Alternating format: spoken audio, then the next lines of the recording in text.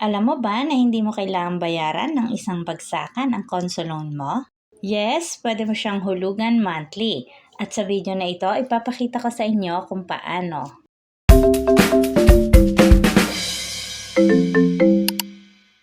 Kung napanood mo na yung video ko about one-time payment ng Conso loan, na-post ko na ito at naipaliwanag ko na din dito kung ano nga ba yung Conso loan.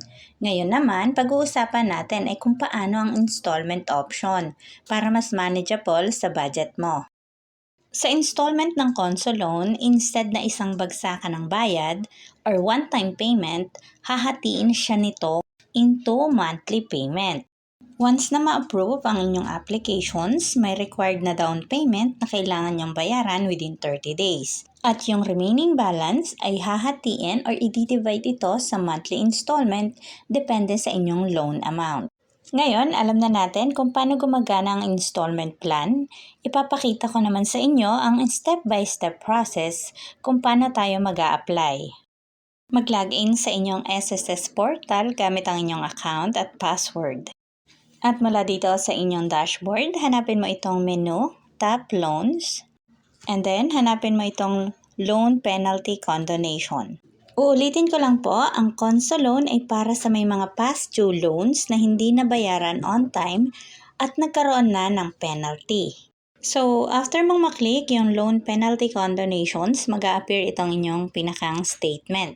Andyan yung consolidated loan, iyan yung total amount na kailangan nating bayaran, at nandyan din yung condonable penalty na pwede nating ma-waive once na ma-approve ang ating application.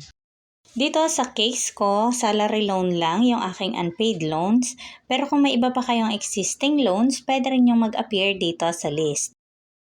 At para dito sa preferred Conso loan payment term, kailangan nating mamili kung ano yung payment term na gusto mo.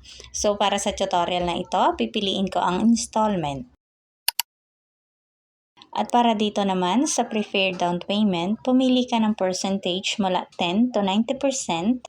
At dito magdedepende kung magkano yung magiging total amount ng down payment mo. So, ang pipiliin ko is 10%. And then, pumili ka naman para sa payment terms. Meron dyang 6 months, 12 months, 24 months. So, pipiliin ko itong 12 months. And then, scroll down ka lang at makikita mo itong kanilang summary of computation. So, nandito yung down payment computations at dahil nga 10% lang yung pinili ko, mayroon akong 2,307 na babayaran within 30 days at magjuju ito dito sa nasabing date. At may una ding less para sa aking condonable penalty na 462. So, ito yung una nating na-waive.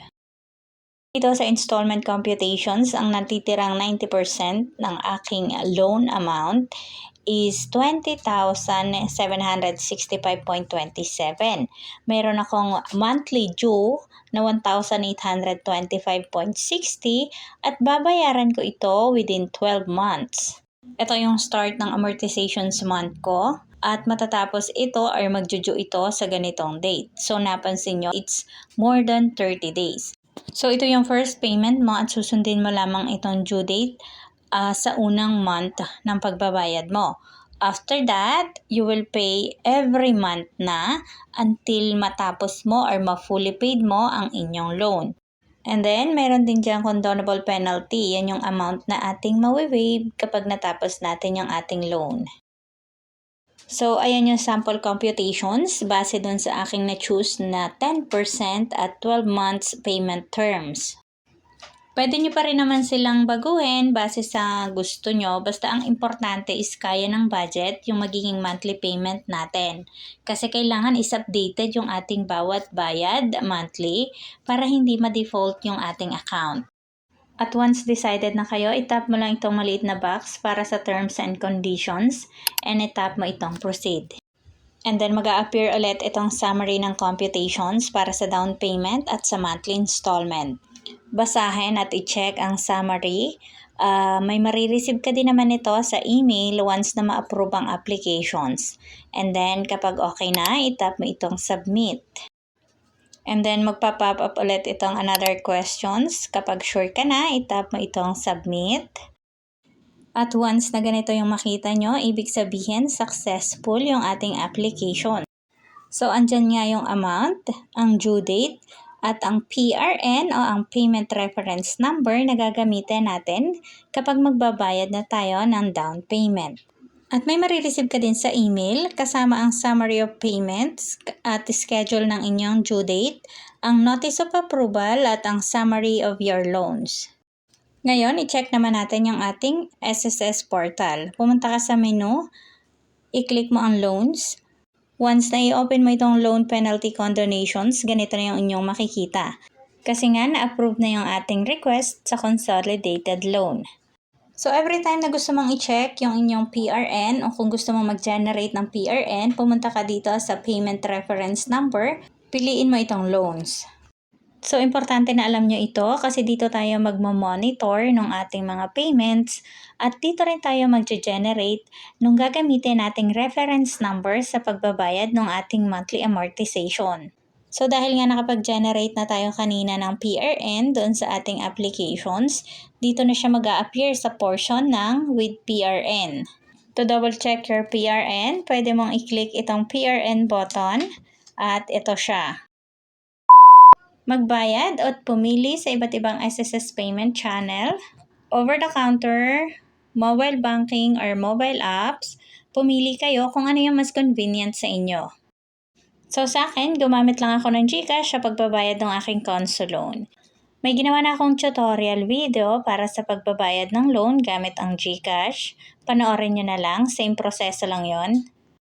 So dahil nga nakabayad na tayo, bumisita ulit tayo sa ating My SSS portal. Hanapin mo yung menu, piliin mo ang Payment Reference Number, at i-click mo ang Loans. So ito na yung bagong na-refresh na yung ating monitoring. So dati nandito siya sa with PRN. So dahil nga nakabayad na tayo, nag-a-appear na ito dito sa paid PRN. At dahil nga nakabayad na tayo ng ating down payment, mag-i-start na tayo sa pagbabayad ng ating monthly amortization. At kapag gusto nyo nang mag-generate ng PRN, i-tap nyo lang itong Generate PRN. And then ganito yung mag-a-appear. Dito mo makikita ang default amount to be paid base ito sa system. Pwede mo naman itong i-edit at maglagay ng amount. Pwede yung exact amortizations mo. Or pwede ding mas mataas kung gusto mong mas mapabilis yung pagbabayad mo ng loan. So once na okay ka na sa amount, click mo lang itong Submit Request. And then sabi dito, PRN successfully generated. I-tap mo lang itong View Loans. And then mag-a-appear ulit itong aking tinatawag na monitoring section. So napansin nyo kanina, nung hindi pa tayo nakapag-generate, nandito pa yung kanyang details. So dahil nga nakapag-generate na tayo, nag-a-appear na siya dito sa with active loans with PRN. Pwede mong ma-check ang PRN dito o kaya ay by clicking this button. At dito sa amount to be paid, ito yung inedit na amount natin kanina. Pero kung gusto nyo pong baguhin, mas higher o kaya ibalik doon sa kanyang monthly amortizations amount, pwede nyo siyang i-edit dito. And then, itap mo lang itong Save Changes. So, ganun lang yung gagawin nyo monthly. Mag-generate ka ng PRN, bayaran yung may PRN. Ulit-ulit lang yon hanggang sa matapos mo na yung inyong loan. So, that's it guys. Ganun lang kabilis at kadali kung paano mag-apply ng SSS Conso Loan Installment.